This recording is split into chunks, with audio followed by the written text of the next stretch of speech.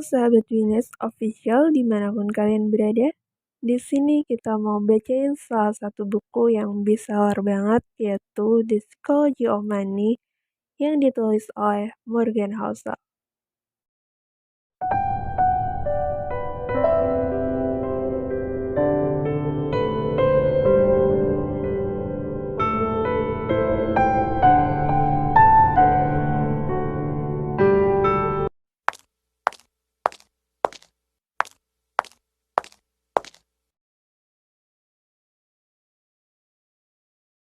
Di buku ini ada 20 bab, ditulis secara ringkas dan memberikan pemahaman kita tentang uang, dan bagaimana perilaku kita terhadap uang itu sendiri.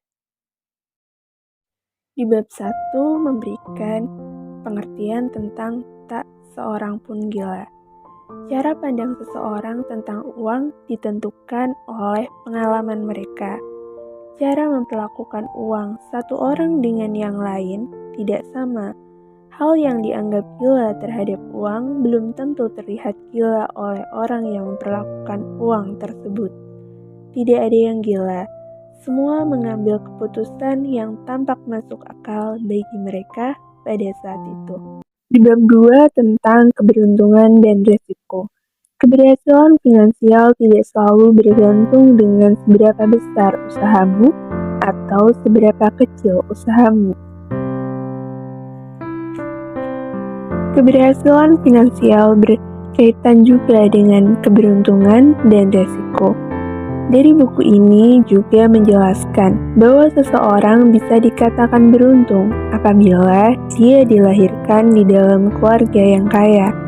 Tetapi ada juga yang memang dia tidak beruntung secara finansial karena dilahirkan di keluarga yang belum beruntung secara finansial. Bab 3. Tak pernah cukup. Ketika orang kaya berperilaku gila. Perbandingan antara orang yang sudah kaya secara finansial dan stabil tapi masih merasa kurang cukup. Ada juga seorang yang terlihat biasa-biasa saja, tapi merasa cukup.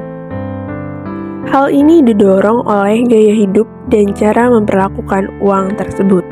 Sebenarnya, besar atau kecil itu tidaklah penting. Yang penting itu adalah orang merasa cukup dengan harta atau uang yang mereka miliki.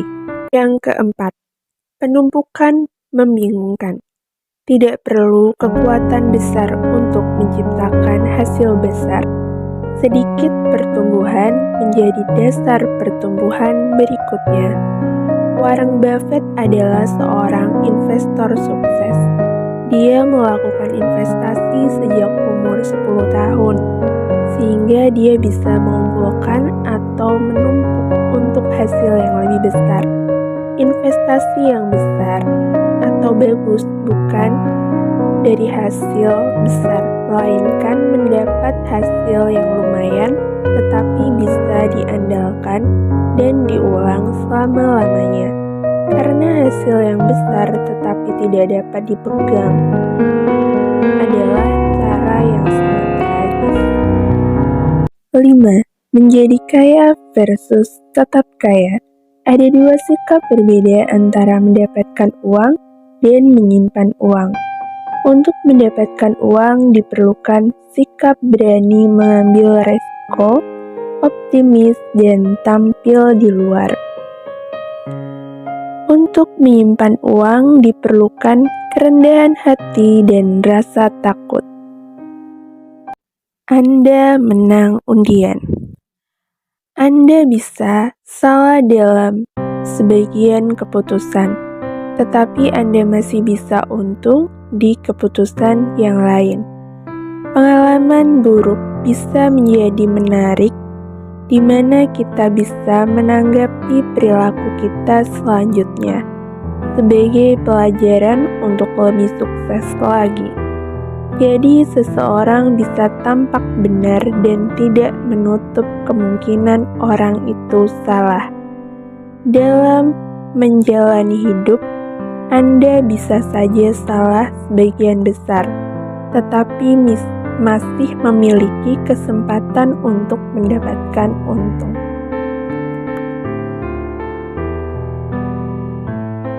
7. Kemerdekaan kendali atas waktu Anda adalah dividen terbesar yang bisa diberikan uang. Orang ingin menjadi lebih kaya agar lebih bahagia. Berbuat apapun yang Anda inginkan, kapanpun, dimanapun, dengan siapapun. Itulah dividen tertinggi yang diberikan uang. Saat bekerja, bukan hanya mengejar materi, tetapi ada waktu, kesehatan, dan kenyamanan, seperti aset yang tidak kalah pentingnya dengan uang. Kendali atas waktu adalah dividen tertinggi yang diberikan uang. 8. Paradok orang dalam mobil. Tak ada yang terkesan dengan harta Anda dibanding Anda sendiri. Saat kita mempunyai harta, mobil, uang, perhiasan, rumah mewah, dan ingin mendapat pujian dari orang lain, berhati-hatilah karena biasanya orang hanya terkesan dengan hartanya, bukan dengan orang yang mempunyai harta tersebut. Sehingga diperlukan kerendahan hati, kebaikan, empati, lebih banyak rasa hormat daripada harga mobil. 9. Kekayaan adalah apa yang Anda tak lihat. Membelanjakan uang untuk memamerkan berapa banyak uang yang Anda miliki adalah cara tercepat memiliki sedikit uang. Untuk menilai kekayaan seseorang, jangan hanya melihat dari tampilan luar, seperti dia punya mobil, rumah, dan lain-lain. Padahal kita tidak bisa melihat orang tersebut dari rekening banknya atau catatan hutangnya. Nabung uang. Membangun kekayaan berhubungan dengan tingkat tabungan. Ketika kita menabung, menjalani hidup sederhana dan efisien, maka kita punya peluang 100% efektif untuk kehidupan masa depan. Dengan tingkat pengeluaran yang lebih sedikit, Anda akan mempunyai tabungan yang lebih banyak.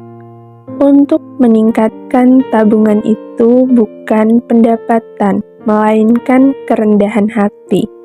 Karena di dalam diri ada unsur ego dan ingin menyaingi orang lain. Hal itu menyebabkan orang dengan penghasilan yang lumayan besar mempunyai tabungan yang lebih sedikit. Saat Anda mengeluarkan sedikit untuk berbelanja dan tidak pusing dengan pikiran orang lain tentang Anda, maka hal itu bisa membuat tabungan Anda meningkat. Menabung tidak perlu punya alasan. Alasan menabung itu karena Anda ingin menabung. 12. Sejarah bukan sebagai tolak ukur dalam keuangan, karena kita bisa lebih baik dalam hal tabungan di masa depan. 13.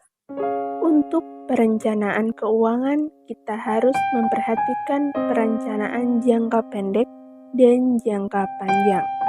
Untuk itu, kita harus punya tabungan. Tujuannya adalah untuk membiayai perencanaan jangka panjang dan hal yang tidak terduga.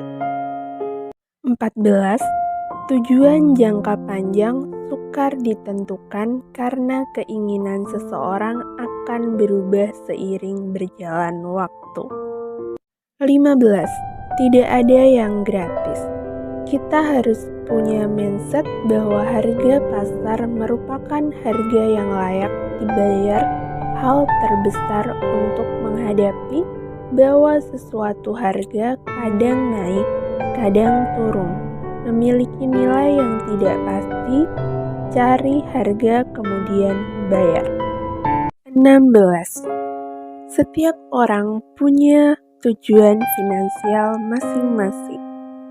Maka hati-hatilah dengan permainan keuangan yang berbeda dengan Anda. 17.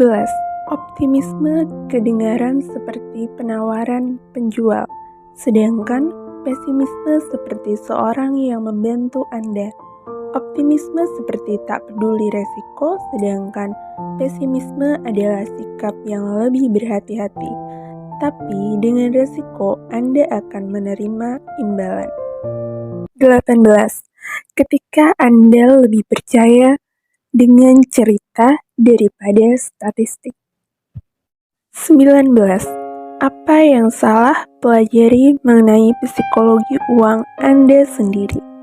Poin-poin yang harus diperhatikan dalam mengambil keputusan. Rendah hati saat keadaan baik, memaafkan saat keadaan buruk. Kurangi ego, tambah kekayaan.